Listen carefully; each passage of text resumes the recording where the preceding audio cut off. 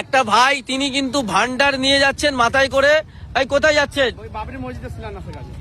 এই ভান্ডার কেন মাথায়? মাথায় ওই তো খরচা পয়সা ভরা আছে, যা আছে টাকা পয়সা ভরা আছে, বাড়িতে জমা ছিল মেয়ে ছেলেতে, যে খালি হাতে আবার স্ত্রী বুঝছে, তাই এই টাকাটা নিচে দিয়ে দাও।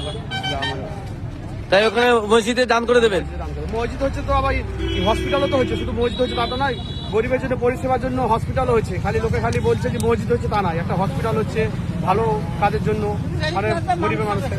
এই যে খালি একটাই রটা হচ্ছে যে বাবরি মসজিদ, বাবরি মসজিদের সঙ্গে সঙ্গে জনসাধারণের লেগে ওই হসপিটালে তৈরি হয়েছে সেবা পাওয়ার জন্য, এত ভালো কাজ করছে। মানে তাহলে আপনার বাড়ির মহিলারা এই ভান্ডারটা দিয়েছে? হ্যাঁ দিয়েছে, হ্যাঁ।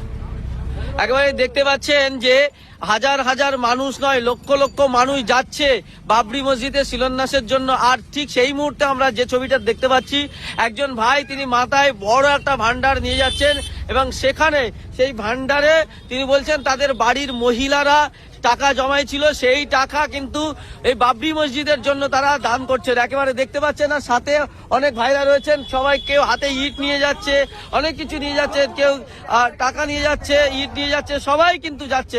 হাজার হাজার মানুষ তারা কিন্তু এই মুহূর্তে দেখতেই পাচ্ছেন তারাই যাচ্ছেন এবার এই বাবরি মসজিদের জন্য।